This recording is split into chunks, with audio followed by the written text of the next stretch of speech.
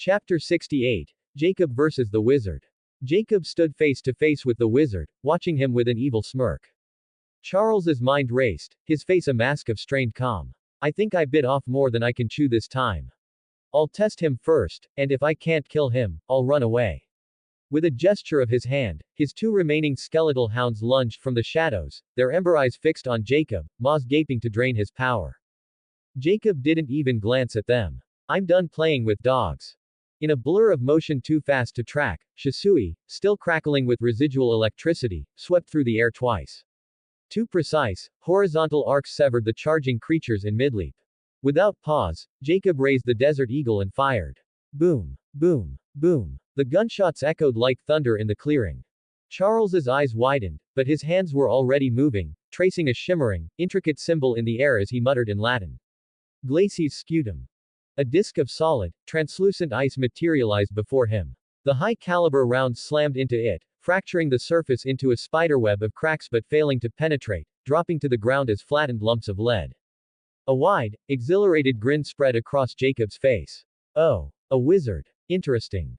He decided to play. The wizard attacked, clenching his fist and chanting in Latin. A volley of icicles, each the size of a spear and sharper than any blade, shot toward Jacob with bullet-like speed. Jacob responded in kind. He conjured arrows of superheated flame and launched them with pinpoint precision. His fire arrows didn't just melt the ice, they flashboiled it into scalding clouds of steam that rolled back toward Charles. The old wizard didn't flinch. He mumbled again in Latin and waved a hand, and a hurricane force gust erupted, shredding the steam cloud and heading toward Jacob. The wind was so sharp it carved grooves into the bedrock beneath the mud. Jacob answered not with more fire, but with earth. He stomped his foot, and the ground in front of him erupted. A 10-foot thick wall of soil and stone surged upward to form a massive barrier. The decapitating wind slammed into it, leaving deep scars but failing to penetrate, and dissipated harmlessly. Seeing his attacks neutralized, Charles changed tactics. He slammed both hands onto the ground. Instantly, the rainwater at Jacob's feet flash froze, trapping his boots in a block of enchanted ice that crept up his calves. Simultaneously, Charles gestured overhead, and the air itself crystallized, forming a cage of razor-edged ice bars that descended to encase Jacob. Jacob raised an eyebrow, impressed. Not bad. Then, fire ignited all around his body. The ice at his feet didn't melt, it sublimated, turning directly from solid to vapor with a violent hiss. With a wave of his hand, a huge, serpentine flame shot forth, vaporizing the descending cage before it could touch him.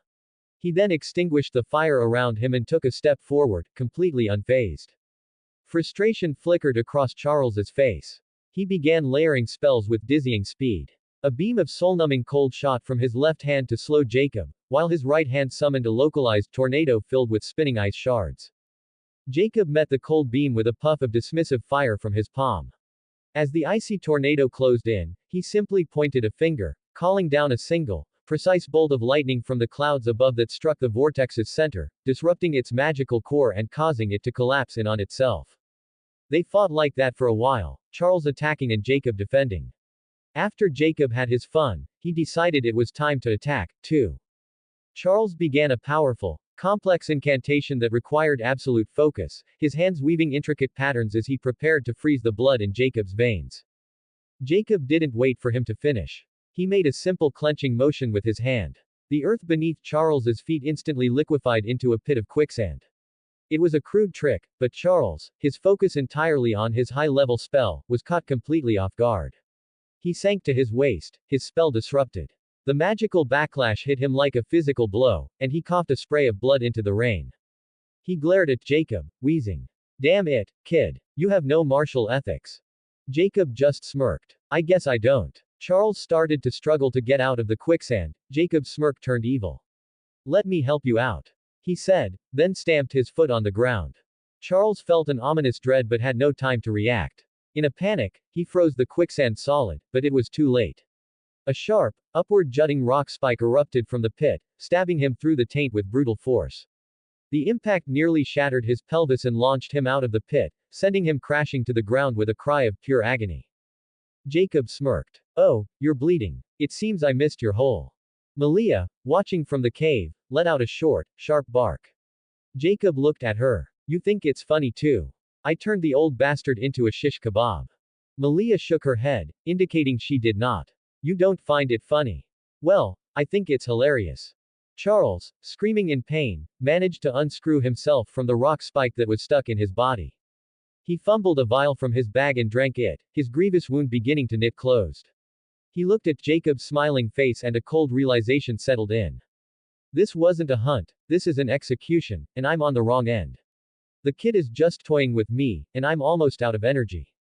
But I must live, he thought, desperation clawing at him. I will find powerful allies and return. His body will definitely be mine, but not today. Gritting his teeth, he poured his remaining energy into a short-range teleport. With a pop of displaced air, he vanished from the clearing, reappearing 10 meters away as he turned to flee. Jacob didn't immediately give chase. He simply smiled, a cold, knowing look in his golden eyes. He took a deep breath, his chest swelling, and roared at the sky. A massive bolt of lightning shot from his open mouth, piercing the storm clouds. He used his storm call ability, and unlike the last time when he was testing it with Lydia, this time he poured more energy into it. The sky, already heavy with storm clouds, became even darker. The heavy rain transformed into a torrential downpour. Charles, running as fast as his legs and injured pelvis would allow, felt the massive magical energy gathering overhead, a suffocating pressure that made his own power feel like a flickering candle next to a bonfire. Damn it! He cursed, his blood running cold. He tried to teleport again, but his body screamed in protest, he was too drained. Even if he could, a 10-meter jump was useless against the colossal storm that was now hunting him. Jacob followed now, but he kept his distance, a specter in the downpour, his glowing eyes fixed on his prey. He was letting the storm do the work. The first lightning bolt struck a tree beside Charles, splintering it into 1,000 burning shards. The second hit the ground where his foot had just been, blasting a crater of superheated mud and steam. The third, fourth, and fifth came in a relentless, deafening barrage. Charles danced a desperate, terrified jig of survival, using his remaining energy to conjure ice shields. Crack! A bolt shattered his first shield. Boom! Another vaporized the second.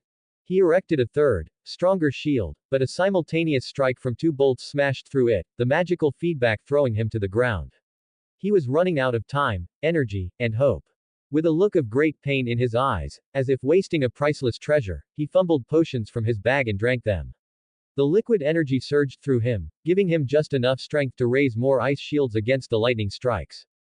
After about 10 minutes, the relentless fury of the storm call began to wane. The intervals between lightning strikes grew longer, and after a few more seconds, the ability stopped completely, though the heavy rain continued. With a final, desperate surge of will, Charles triggered his teleportation, vanishing from the spot and reappearing at the edge of a ravine, his body screaming in protest. He gasped, looking around wildly. He saw no sign of Jacob and dared to hope he had escaped. It was an illusion. Jacob was flying silently above him with his dragon wings. He landed behind the wizard without a sound. Going somewhere. Jacob's voice was a low, amused rumble. Before Charles could react, Jacob's black-scaled, clawed hand shot forward to stab the wizard in the back of the neck and read his memories. But the moment his claws made contact, a searing, excruciating pain erupted in his hand. A vile, black energy erupted from Charles's body, a final, desperate defense. Jacob recoiled, watching in shock as the scales on his hand decayed and fell away. The flesh underneath was left bleeding and necrotic, dark veins crawling up his wrist like thick, black worms burrowing beneath his skin. Charles, despite his predicament, let out a wet, triumphant laugh. I know I'm dead. But at least now you will die too. That curse will spread with each passing day until it reaches your heart and kills you. Ha ha ha ha ha. Jacob looked at his cursed hand and sighed internally. Note to self. Never touch a wizard or try to read his memories without magic immunity. He looked back at the proudly laughing wizard. I didn't know what you were before. Charles wheezed. I'd never seen anything like you.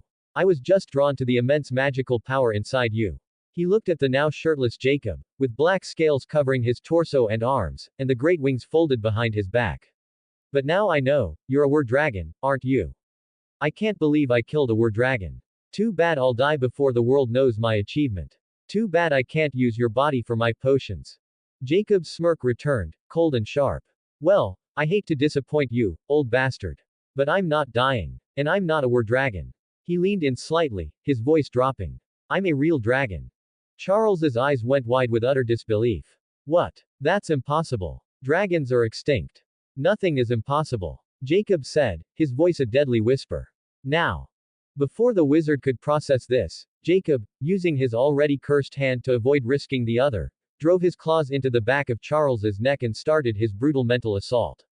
Charles's eyes rolled back into his head as a flood of memories, decades of depravity, were forcibly ripped from his mind. Jacob's face contorted in pure fury. He saw it all. The butchering of adults, children, and even babies for potions, the sacrificial rituals using innocent virgin girls, a bottomless well of evil. As the mental connection broke, Charles staggered forward, free for a moment. He turned, a final spell forming on his lips. He never got to cast it. Jacob appeared behind him in a blur and drove his cursed, decaying hand straight through the wizard's back. There was a sickening, wet crunch. Charles looked down, disbelief in his fading eyes, to see the bloody claw protruding from his chest, his heart clutched in its grasp. Jacob leaned close, his whisper the last thing the wizard would ever hear. I really wanted to torture you for the horrors I saw in your mind. But I don't want you to live for even a second longer in this world, you evil monster. He retracted his claw, and Charles's body crumpled to the ground, lifeless. Jacob let the heart drop into the mud. He then took a small bag Charles was carrying and, without ceremony, unleashed a torrent of dragon fire, reducing the vile wizard to ashes. He looked at his cursed hand. It wasn't healing. The dark veins were creeping further, the pain a constant, burning agony. He clenched his jaw, his decision made. With a savage, brutal motion, he grabbed his own forearm with his other hand and tore the cursed limb clean off from the elbow. Ahhhhh. That hurts. He screamed into the storm, staggering from the self-inflicted trauma. Gritting his teeth, he looked at the bleeding stump. Already, his accelerated healing was kicking in, the flesh knitting and bone beginning to regrow at a visible, but slow pace. He released a jet of fire from his other hand, incinerating the severed, decaying arm on the ground. After ensuring no trace of the dark magic remained on his body, he thought. Tonight was crazy. Malia almost died, and if that curse had reached my heart, I would have died too. I hope I can get magic immunity soon. And damn, that wizard's memories were too dark. He took a steadying breath and shifted back to his human form. Then he headed back to where he had killed the hunters, his body healing but his mind heavy with the darkness he had witnessed. Chapter 69. A Father's Reluctant Blessing. Meanwhile, while Jacob was fighting the wizard, Lydia, Allison, Cogman, and the Argents arrived at the clearing where Jacob had fought the hunters. The scene that greeted them was a bloody massacre. Headless bodies, men and women split in two, and scattered limbs and viscera lay amidst the shattered trees. The torrential rain did little to wash away the sheer horror. Kate's eyes widened. This is terrible. The kid is ruthless. Allison, who had seen him slaughter hunters before, scanned the gruesome scene with cold indifference. They came here to hunt him. They got exactly what they deserved. Lydia, pale and gripping Allison's arm for support, looked away from the grisly sight. Her eyes found the shallow cave. Malia, she called out, her voice soft. Are you okay? The coyote emerged from the shadows, her blue eyes meeting Lydia's. She gave a slow, deliberate nod. Lydia sighed in relief. I'm glad you're okay. Where's Jay? Malia turned her head and looked intently into the raging storm, where lightning was tearing the forest apart. He went that way. Allison asked, following her gaze. Malia nodded again. Then let's go after him. Allison said, taking a determined step forward. Lydia pulled her back, her face etched with the memory of pure terror. How about we don't follow him? Do you see that crazy lightning storm? It's his ability, the one that almost killed me the last time he used it. Allison hesitated. But what if he needs our help? Lydia snorted, a touch of her old sass returning. He doesn't. Trust me. He's probably just toying with whoever he's fighting. A weak, pained groan cut through their conversation. Marcus, the hunter leader with his limbs bent at impossible angles, lay writhing in the mud. His eyes, glazed with pain, locked onto Chris. You're Chris Argent, right? He rasped. Help me, help me, please. Chris walked over to the man. Oh, it's you. Marcus Laurent. I thought the Laurents only operated in Europe. Allison walked to her father's side. Dad, do you know him? Yes. Chris said, his voice grim. He's from a French hunter family, like our Argent family, but not as old. They're more like mercenaries than hunters. As long as the price is right, they'll hunt anything, including normal humans. Allison spat on the man. Ah, another disgusting hunter group. Marcus ignored the insult, his focus solely on survival. He looked pleadingly at Kate. Kate, help me out. My team and I helped you and Gerard hunt before. Allison glared at her aunt. Why am I not surprised? Kate held up her hands defensively. Okay, Princess, the Lawrence are evil, I admit it. But I only hunted with them twice, and both times we went after some genuinely evil werewolves, I swear. Then she looked down at Marcus, her expression hardening. Sorry, man. I can't help you. Out of all the people you could provoke, you had to provoke that kid. Look what he did to your hunters. I don't want to end up like them. He already doesn't like me. Cogman, having finished a quick search for other survivors and found none, came running over. He grabbed Marcus by the collar and hauled him up. It seems Sir still cares for me. He kept you alive so I could crush your windpipe. He then looked at Allison. My lady, I'll be right back. I wish to have some fun with this poor bastard, and I'd rather you not see it. He turned and started dragging the screaming Marcus away, but Allison stopped him before he could get far. Cogman, stop right there, you psycho. Cogman turned to her. But, Allison cut him off. No buts. Drop him. Cogman hesitated, his grip tightening. I said drop him. Allison commanded. What if Jay wants him for something and comes back to find him dead? Reluctantly, Cogman dropped Marcus to the ground with a thud. Can I at least cut his limbs off? Or gouge his eyes out? Please. Allison said firmly. Nope. Cogman screamed in frustration and stormed over to a huge tree nearby, furiously punching its trunk. Allison just shook her head with a smirk. Victoria looked at her daughter. He seems dangerous, Allison. Who? Cogman. Allison replied. No, he's not. Although he's a little crazy, he's very nice and respectful to me and Lydia, and he's fun to be around. He's only dangerous to our enemies. Kate's gaze fell on Malia, who was standing quietly beside Lydia. She noticed the coyote's glowing blue eyes. Allison, who is the Waracoyote? Allison looked at her aunt warily. Why are you asking? Her eyes are glowing blue. She must be dangerous. Kate said. I don't know if she's dangerous or not. Allison said. All I know is that Jay likes her. She fixed Kate with a hard stare. And Kate, do you see how tragically these people died? They died like this because they tried to harm her. So unless you want to end up like these dismembered bodies, I suggest you don't look at her the wrong way. Kate pouted. You've changed, princess. You're even threatening me now. Allison ignored her, turning her back to walk over to Lydia and Malia, where she began chatting quietly with Lydia. Chris sighed, watching Cogman punch the tree. It seems we're lucky the kid is in love with Allison. Otherwise, we would have ended up like these poor idiots when we attacked him yesterday. Victoria nodded in agreement. Let's not do something stupid like that again. I admit that was stupid. Chris said. But it's not like you didn't think about killing the kid, Victoria. I know you, and I know what you're capable of. Victoria shrugged. Indeed, I was planning to kill him. But when I heard about the mating bond with Allison, I wanted to confirm if it was true. If they were lying, I was still going to kill him. But now I'm sure they have a real mating bond. Because they were talking telepathically with him when we were at his house. Kate asked. Victoria nodded. Yes. Both Allison and Lydia were talking to him telepathically, which means the two of them really have a bond with that kid. Chris sighed. Although I will reluctantly accept the little punk as our son-in-law, I still want to know what he is. Allison said he'll tell us when he trusts us. Victoria reminded him. Kate looked at the raging lightning storm caused by Jacob in the distance. Good luck with that. He might not care about the fact that you two tried to kill him. Chris interrupted her. We didn't try to kill him. But the hunters, our hunters, opened fire on him yesterday, remember? Kate countered. Anyway, he might not care about that, but the fact that the hunters opened fire on Allison and Lydia, and that you tried to break him up with Allison, will make it very hard for him to trust you. That kid seems to hold a grudge, just look at these dead hunters. If you want him to trust you, you'll have to work hard for it. She looked at them pointedly. And I advise you both to put your pride away and try your best to earn his trust. Because having a monster like that as an ally is a very good thing.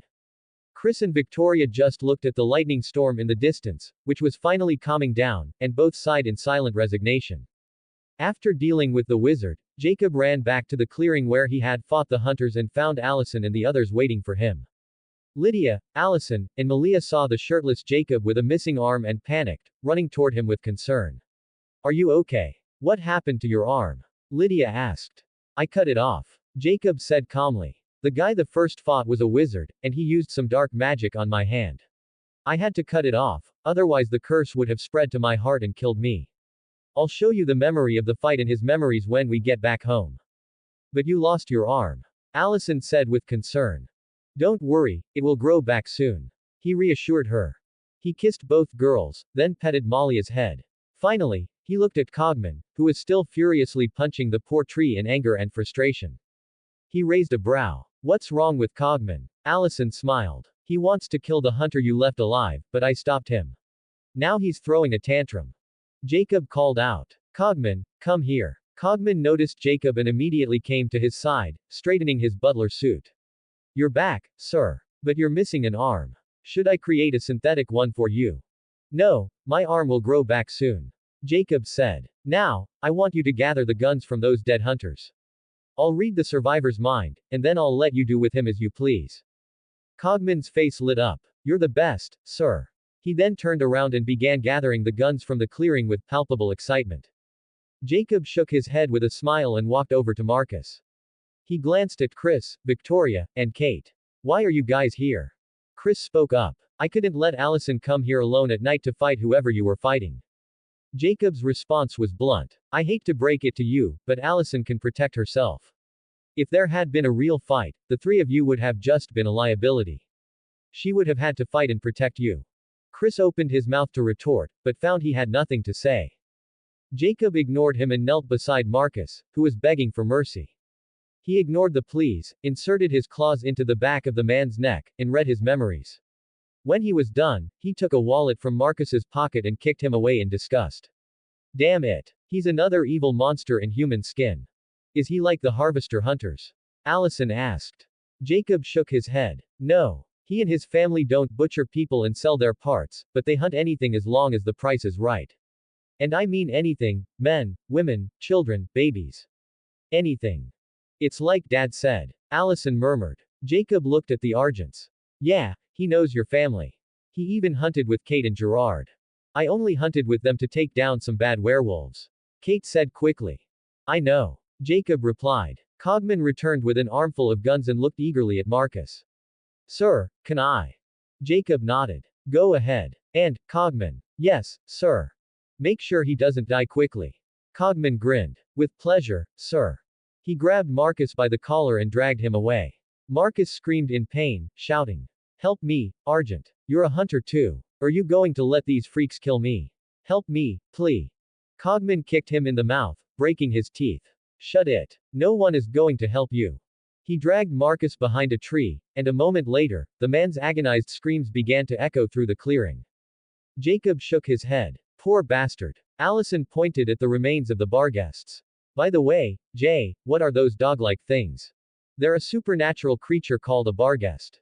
Jacob explained. They can absorb supernatural energy, let's call it magical energy, and grow bigger and stronger. I fed one of them my fire, and it grew to the size of an elephant. Really? Lydia asked, why died? Yep. Jacob said. He then looked at the Argents. Have you guys dealt with a barghest before? Chris shook his head. I've heard of them, but I've never dealt with one. Besides, they target the supernatural, so they're not our enemies. They're more like allies to us. Jacob nodded in understanding. So hunters won't hunt a creature that hunts the supernatural. He held out his hand, and a giant, lifelike fire snake appeared from his palm. It hissed, slithering across the clearing and swallowing the bodies, turning them to ash as the Argents watched in shock. After the grim task was complete, Jacob looked at Malia. I don't know how you survived out here alone, but the woods are too dangerous. You're not staying here by yourself anymore. You're coming home with us. He petted her head gently. And thank you for trying to avenge me when I got shot and you thought I was dead. I appreciate that. But never do that again. I'm really hard to kill. Lydia's eyes widened. What? You got shot? Jacob nodded. Yes. I was too cocky and thought the bullet wouldn't penetrate my skin, but I was wrong. They used a high-caliber rifle, and the bullet shot straight through my chest. Allison and Lydia looked at his chest, which showed no wounds or scars. You should be more careful. Allison said, her voice tight with worry. What if they had shot you in the heart or the head? Don't worry, I'll be careful next time. Jacob assured her. Besides, even if they shot me in the head or heart, I would heal. Like I said, I'm really hard to kill. Seeing both Lydia and Allison glaring at him, he raised his hands in surrender. Okay, okay. Stop looking at me like that. I'll be careful from now on. Just then, Cogman returned. His white suit was painted red with blood, and a satisfied smirk was plastered on his face. Jacob looked at him. Done already. Cogman shrugged. You broke his limbs and made him lose a lot of blood. He was already dying before I even started playing with him. Jacob nodded. Well, let's go to their camp. They have a lot of weapons there. After Jacob burned Marcus's body, the group headed to the hunters' camp. They took everything useful and burned the rest to ash before finally making their way back to Jacob's mansion. When they arrived at the mansion, the Argents decided not to come inside and prepared to leave. Chris looked at Jacob, his expression serious. Victoria and I will accept you as our son-in-law. But if you ever hurt my little girl, I will make you regret it. Jacob smiled reassuringly. Don't worry. I will never hurt her. Victoria turned to Allison. Although I'm not happy that Jacob turned you into a fairy, I suppose it's a good thing. At least now you have the strength to protect yourself. And since it was your choice, I'm going to respect it. She reached out and touched Allison's cheek. And I'm not going to lie, when I saw how you handled our hunters yesterday, and how you didn't even flinch at the massacre Jacob made in the woods tonight, I was proud of you. I thought, as expected from my daughter. She's not some scared little girl, but a fearless, strong woman. Allison's face lit up with a hopeful smile. Really? Victoria hugged her tightly. Really? I'm proud of you, sweetheart. And I'm sorry for what we did yesterday. It's all right. Allison said, returning the hug. I know you were just trying to look out for me. Okay, we should leave. Victoria said, pulling back. Are you coming with us or not? Allison glanced toward the mansion. Can I stay here? Of course. Victoria replied. You're married now, and this is your home. But you should visit us from time to time. Allison kissed her mom's cheek. Thank you. And of course I will visit. Victoria pinched her daughter's cheek playfully. Just be careful, and don't get pregnant. You're still too young for that. Allison's face turned bright red. Mom, we don't need to talk about that. She then noticed Chris staring at her with wide, horrified eyes. Utterly embarrassed, she turned and ran into the mansion. Come back here, Allison. Chris shouted after her. You are not allowed to stay here. He spun to face Jacob, his composure shattered. I changed my mind, you little punk. Let's fight to the death. Victoria and Kate quickly grabbed Chris, dragging him toward the car. Kid, take care of my daughter. Victoria called over her shoulder. I will. Jacob promised. Victoria. Kate. Let go of me. Chris yelled, struggling. I want to bring my little girl with us. Get in the car and let's go. Victoria said firmly. Kate was laughing hysterically. She opened the car door, shoved Chris inside, and slid in beside him while he continued to protest. No. Not my little girl. Victoria got into the driver's seat, waved a final goodbye to Jacob and Lydia, and drove away. Lydia, Malia, and Jacob went inside the mansion laughing. Lydia, please help Malia take a bath. Jacob said. I'm going to join Allison upstairs in the bathroom. He ran upstairs, shed his pants, and joined Allison in the shower. He hugged her from behind and whispered in her ear. So, how about we make some babies? Allison rolled her eyes, turned to face him, and kissed him. No babies. We're still babies ourselves. She smiled warmly. But I'm happy that I can stay with you here from now on. So let's celebrate. The two of them began to kiss, and soon the bathroom was filled with the sound of Allison's happy sighs, laughter, and cries of pleasure. Chapter 70. Baby Hands. After Lydia helped Malia get a bath, they went back downstairs to the living room. Soon after, Allison and Jacob joined them. Lydia looked at Allison, who had her arms crossed tightly over her chest and was looking at Jacob in disgust. What's wrong with you? What did he do? I don't want to talk about it. Allison muttered. Now I want to know even more. Lydia pressed. Did he do something perverted? Allison shook her head. No, nothing like that, but. She shivered. He touched me with his baby hand. It was so creepy.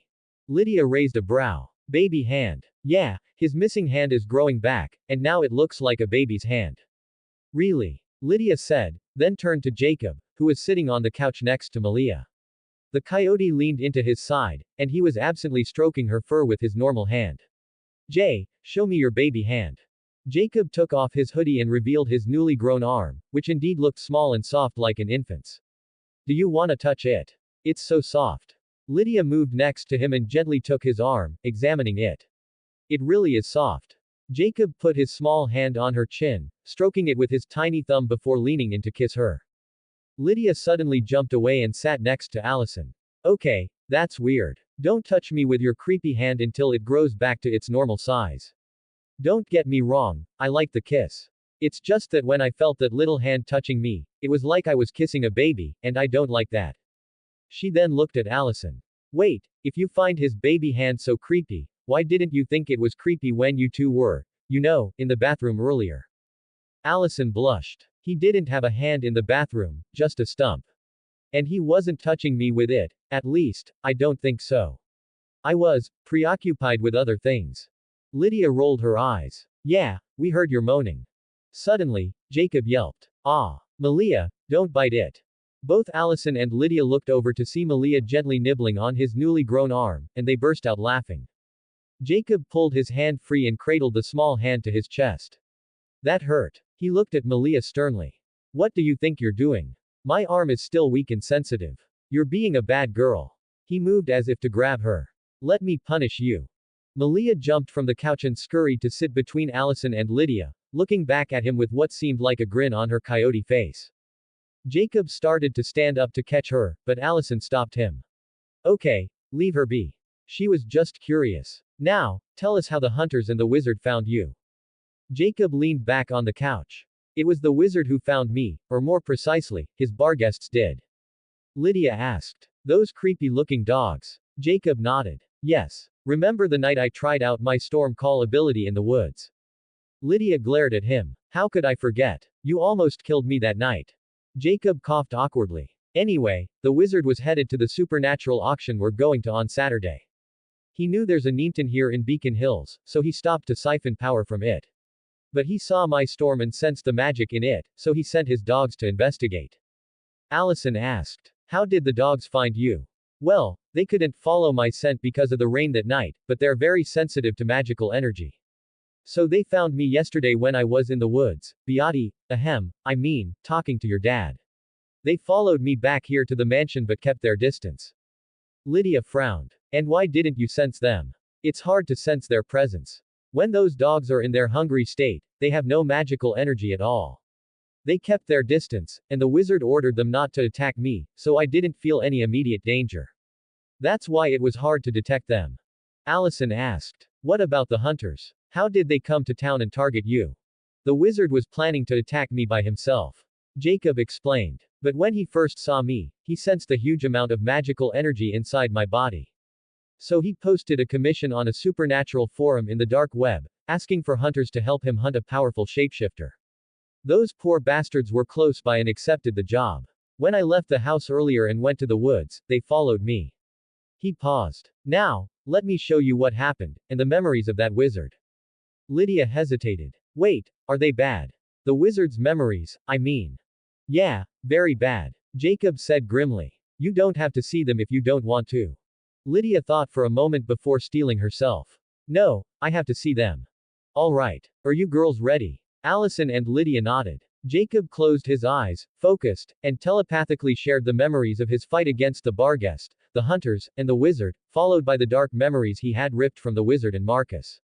Images, sounds, and sensations flooded into Allison and Lydia's consciousness. They saw Marcus's memories, then they saw through the wizard's eyes, the grimy basement altars, the terrified faces of innocent girls, the unspeakable rituals performed under a sickly green light. They felt his twisted devotion, his hunger for power, and the cold, alien presence of the demon he had bound himself to in exchange for it. The final memory was the most chilling, the sacrifice of an infant, an act of such profound evil that it felt like a stain on their very souls. When the psychic connection severed, both girls gasped, their eyes flying open. Lydia was pale, one hand pressed to her mouth as if to hold back a wave of nausea. Allison, however, was vibrating with a cold, pure rage, her hands clenched into white-knuckled fists on her knees. Damn those bastards. Allison spat, her voice low and venomous. Those hunters were monsters, but that wizard was far worse. She then looked at Jacob with concern. By the way, Jay, that wizard seemed to have made a contract with a demon to gain his powers. That's why he was sacrificing innocent girls and babies. What if the demon comes after you for killing his servant? Jacob smirked. Don't worry. If the demon comes, I'll burn him to ash too. And if I knew where that demon was hiding right now, I'd go after him myself without waiting for him to find me. Lydia, who was just recovering from the horrific memories, sighed heavily. I wish I hadn't seen that. What a cruel, cruel world we live in. Very cruel indeed. Allison agreed softly. All right, let's stop thinking about bad things. Jacob said, shifting the mood. He pulled the wallet he had taken from Marcus and the bag from the wizard out of his pocket dimension. Let's talk about our loot. That evil wizard had a bank card with 38 million, and the hunter Marcus had a card with 2 million. Lydia's eyes widened. That's a lot of money. Jacob smiled. Yes, it is. And now it's ours. My only regret is that Marcus didn't have a bank card linked to his entire Laurent family fortune. If he had, I would have asked Cogman to take all their money. Allison mused. Maybe you still have a chance. Since Marcus died in Beacon Hills, his family might come here to investigate what happened. Jacob's smile turned predatory. Well, I hope they really come. Lydia asked. How will you make the money on these 2 cards yours? Cogman will handle it. Jacob said. Can he really do that just by using a bank card? He already has. I took a card with 4 million from the Harvester Hunters leader, and Cogman already transferred the funds to me legally. Jacob then took 2 more cards from his pocket dimension. And since we're talking about money, here, these are for you. Each has 200,000. Use it however you want, and if you need more, just tell me. Allison took her card with a smile. Thank you. Lydia took hers and gave Jacob a deep kiss. I love you. Jacob smirked and touched her cheek with his baby hand. Love you too. Lydia recoiled playfully. Ew, don't touch me with that. She sat next to Allison and said. How about we go shopping tomorrow? Allison grinned. Sure. And I'm thinking of buying a bike. Just like Jay's. Jacob said. Now that you live with me and things are good between me and your parents, you can ride mine whenever you want. I was only worried your dad might hurt her before. In that case, I won't buy one. Allison decided with a sweet smile. I like yours very much. You're going to steal her from me, aren't you? Jacob asked with a mock sigh. Allison winked. Maybe. Jacob smiled fondly. As long as you're happy. Allison raised a brow. Aren't you going to cry this time, like when I first took her home? I thought you loved that bike more than anything. I love you girls more. He said simply. Allison pouted playfully. I love you too, but that's not the reaction I wanted. You made it boring. Malia walked over to Jacob and nudged his leg with her nose, her eyes fixed on him. Jacob patted her head. If you want money, you have to turn into your human form first. Malia let out a dismissive huff and shook her head vigorously. What? You don't want money? Jacob asked. She shook her head again. Then, how about more of that meat I gave you in the woods? Malia nodded eagerly, her coyote head bobbing up and down several times in enthusiastic agreement. Jacob smiled. All right, I get it. I'll give Cogman some to cook. They all went to the kitchen. Jacob gave Cogman some Sea King meat to prepare and sat at the table with the girls. By the way, girls, we'll head to Vegas on Friday. We can have fun Friday night and during the day on Saturday, and we'll probably come back to Beacon Hills after we deal with the auction at night. He added firmly. And no gambling. I hate to lose. If I lose even a single dollar, I'll do anything to win it back and probably end up losing everything. And then, he paused, his gaze darkening. I'll probably lose control and end up attacking the casino. Allison said. All right. No gambling for you. Ever. Lydia pulled out her phone, her fingers flying across the screen. She suggested. We can get tickets for the Mystery show at the Treasure Island Theater Friday night. It's supposed to be incredible, acrobatics, music, etc. Then, on Saturday, we can spend the day at the Shark Reef Aquarium. They have a walk-through tunnel with sharks swimming overhead. And if we have time, there's always the high roller observation wheel or the Bellagio fountains. She looked up, her eyes alight with the thrill of planning. There are 1,000 fun things to do there. That works for me. Jacob agreed. Why don't we stay in Vegas and come back Sunday night? Lydia asked. It's such a waste to rush back on Saturday. Because there's a very high probability that I'll have to burn that auction building, and everyone in it, to the ground. Jacob explained matter-of-factly. So we should leave before Vegas becomes chaotic and the police and FBI show up. The stark reality of his statement hung in the air for a moment, a chilling contrast to the glittering Vegas plans. Soon, Cogman served dinner. After they ate, Jacob gave him the bank cards to handle. Then, He and the girls headed upstairs to sleep. As they reached the top of the stairs, Jacob looked at Lydia. Should we go to your room? Lydia shook her head. No. I don't feel like doing anything tonight. Not after seeing those bodies in the woods, and those memories you showed us. All right. Jacob said understandingly. Then let's all sleep in my room. They went into Jacob's room and collapsed into the king-sized bed. Allison curled against Jacob's left side, Lydia on his right, their heads on his chest, listening to the steady, reassuring beat of his heart. Even Malia jumped onto the bed and slept with them. The next morning, pale sunlight streamed through the windows. Jacob was the first to wake up. His first conscious action was to look at his right hand, which had fully regenerated. He looked at the still sleeping Lydia and Allison, then carefully got out of bed without waking them. After a quick shower, he went downstairs. He found Malia in the living room, lying on the couch, her full attention captured by the large TV.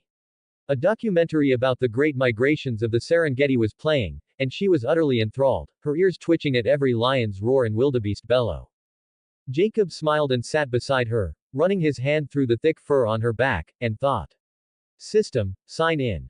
Daily sign-in successful. Rewards obtained. A pair of rollerblades. A black leather reclining chair with built-in massager and cup holders. 6 kilos of Cabrales blue cheese. Jacob read the rewards and sighed internally. Rollerblades. Useless. The reclining chair is good, I guess. I need one in my gaming room.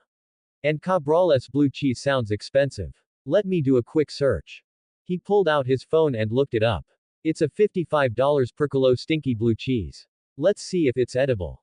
He took the wheel of cheese, wrapped in black and yellow packaging, from his pocket dimension. Malia looked at him curiously. He took a knife and opened the wrapping. The smell that erupted was not just strong, it was an assault. It was a pungent, eye-watering wave of ammonia, old socks, and damp cellar, so potent it felt like a physical blow. The moment the smell hit them, they both recoiled. He threw the cheese wheel aside, coughing and shouting. Damn, that's not cheese, that's a bioweapon. Malia whimpered, trying to cover her nose by nudging his leg. I'm sorry, Malia. Jacob said. I didn't think it would smell that bad. The commotion brought Allison and Lydia stumbling down the stairs, their hair messy and eyes still heavy with sleep. What's wrong? Why are you shouting? Allison asked. Jacob, still coughing, pointed a trembling finger at the offending cheese. I tried to taste that thing. It smells like something died and then was left in a locker room for a month. Allison frowned, keeping her distance. Then why did you even buy it? I thought it would be good. Lydia walked over to the cheese, took a cautious sniff, and immediately gagged. It smells terrible. What are you going to do with it? I don't know. Jacob said, stepping further away. You girls get rid of it. I don't want to get close to it again. I'll take it to my parents. Allison offered. They love all kinds of weird, stinky cheese. Okay, great. Can you please put it in your ring? It smells really bad, my nostrils are burning. Jacob pleaded. Allison walked over to the cheese, took one whiff, and immediately regretted it. She gagged, her eyes watering as she quickly waved her hand. The foul cheese wheel vanished into her storage ring. Disgusting. After the cheese fiasco, they had breakfast. Cogman then drove them to school, leaving Malia at home watching the animal documentaries she seemed to love so much. If you like this story and want to support me, please go to patreon.com/aubams926. 20 chapters ahead of web novel. Aubams creators' thoughts. To be continued.